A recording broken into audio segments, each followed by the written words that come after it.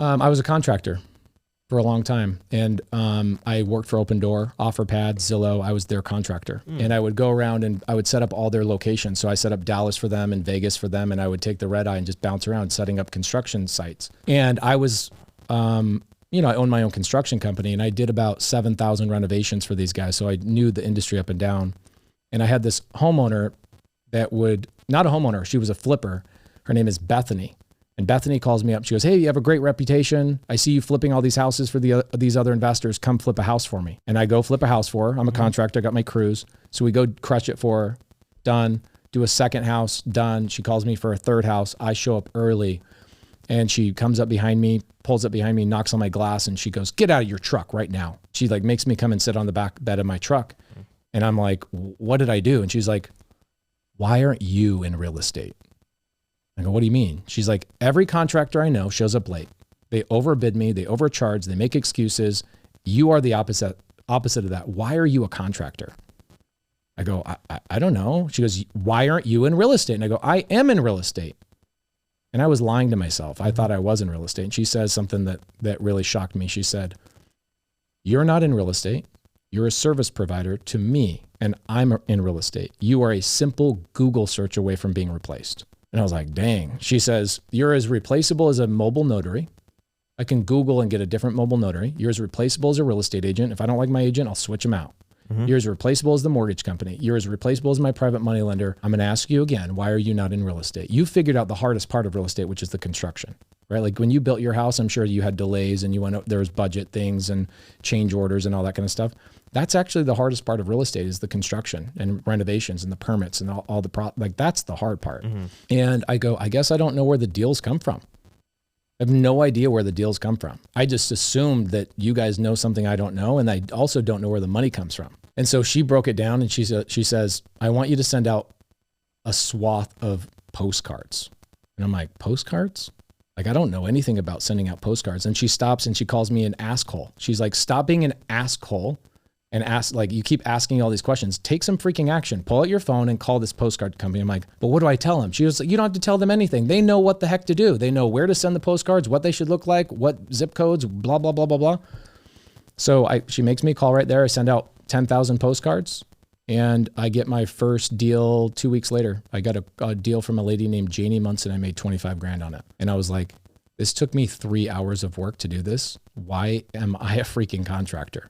It took me, you know, I'm working as a contractor, making good money. I made my first $1 million in a year back in 2014, 2013 from Open Door. Open Door paid me. They never squabbled at prices. They paid me on time. I was their shining golden boy. And I took home $1 million back in 2013, 2014 and took home after taxes. And then Bethany also pointed out to me, she says, if you were actually in real estate and you made all that money, you would have taken home 1.6. I'm like, really? I knew nothing about cost segregation. I knew nothing about, depreciation, knew nothing about any of that stuff. So here I am paying all these taxes. And so she sat me down and she really taught me how to get into the business. I got my first deal and that first deal was a cash deal. You want me to tell you how I got the deal?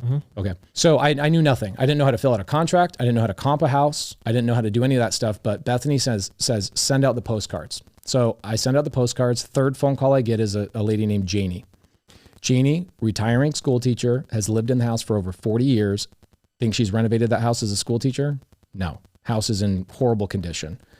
40 years, not renovated. The hot water heater was like 25 years old. Like the fact that it made it that long is surprising. So she calls me up and I go, hi, this is Paige. She goes, you buy houses, right? And I go, yeah, but I had no idea what I was doing, right?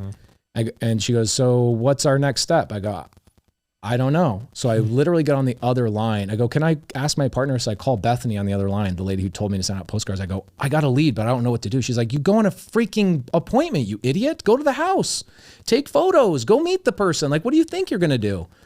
Okay. That's how little I knew about the real estate game, right? And so I get on the other line, I set the appointment, I go meet with her and I walk into her kitchen. We start building rapport. I look on her kitchen table and there's real estate agent cards, there's postcards, there's letters. She's got a whole massive amount of people that have been marketing to her. And so I asked her the question. I was like, really genuinely had no idea. I'm like, why have you not sold your house? Like, you've got all these people. What do you need me for? She goes, well, I've met with 15 people already. Have you ever met, like when you were doing listing appointments, did you meet with anybody that would take the time to go to 15, like take 15 agents time? Usually no. No, it's like 2, maybe 3, yeah. right? So she went through 15 before she called me. So I go, okay, well, what's kept you from selling the house? And she says, I have an offer, but it's not high enough. And I go, what's the offer? Now, here's the thing. Before I tell you what her offer was, on my drive up to the house, I call Bethany and go, what should I pay for the house? I give her the address. She comps it. She says, as a fix and flipper, Bethany was a fix and flipper, I would pay $150 for that house, sight unseen. So don't offer her anything over $150. I'll partner with you on the deal. I'll be your partner and we'll go flip it together. I go, okay. So when Janie says, well, I already have an offer, but it's not high enough, I go, how much is it? She says, $165,000. And when you're brand new, like Jack, you haven't been in any of these appointments. Could you talk a lady from 165 down to 150 that's about to retire? Almost certainly no. Hell no. Like, hell no. I'm like, what do I do here? So I came to the conclusion I couldn't help her. So I told her I couldn't help her. And as I was walking out of the house, I stop and I say, look, I can't help you. I can't offer that much money, but is there anything I can do to help you? And she's like, I'm so confused. You want to help me, but you don't want to buy my house? What are you, a Boy Scout? And I go, yeah, actually I'm a Boy Scout. I'm an Eagle Scout. And I was like all proud of it. Because when I was growing up, my mom's like, you have to get your Eagle Scout because one day somebody's going to ask you, are you an Eagle Scout? And you're going to be able to say yes. I'm like, I've never been asked. I know. You were an Eagle Scout? No, I said I've never been asked. I've ever right. been like, Yeah, hey, but you're still young, Graham. You got plenty of time. You got plenty of time. can You can still still it. You can still do it. All right. So I said, yeah, I'm an Eagle Scout. And she goes, well, what can you do to help me? I go, I got crews. I got my guys. They can come load your truck. We can do whatever. You're a retiring school teacher. I love my school teachers. She's like, you really want to help me? I go, yeah, I want to help you. And so what ends up happening is she goes, you really want to help me? I go, yep, I want to help you. So she walks me to her backyard. She opens up the sliding glass door and she shows me these 3 bunnies that are Flemish bunnies. If you guys Google Flemish bunny, they're this big, like literally the size of a 4-year-old child. That's cool. Weird. Yeah. In Arizona, right? It's hot, 122 degrees. So I'm like, what do you want me to do about this? And she says, this is why I haven't sold my house. My granddaughter bought these for me. I've been taking care of them. I don't know what to do with them. I can't take them with me to Oregon where I'm retiring and I got to get rid of them. So long story short, I call my mom. My mom comes and picks up the Flemish bunnies, takes the Flemish bunnies and takes them to my mom's little farm. And Janie's like, wow, you solved my problem. This is amazing. Are you sure you can't pay me $170,000 for the house? I go, no, I can't. And she's thinking like any moment I'm going to try and manipulate her into a lower price, right? So I go home. 2 weeks later, I get a call from Janie and she says, hey, I'm a school teacher. I always give my kids homework and I gave myself homework. Today's the day I got to make a decision to sell the house. And I decided I'm going to sell the house to you. I'm like, okay, but I can't pay you $165.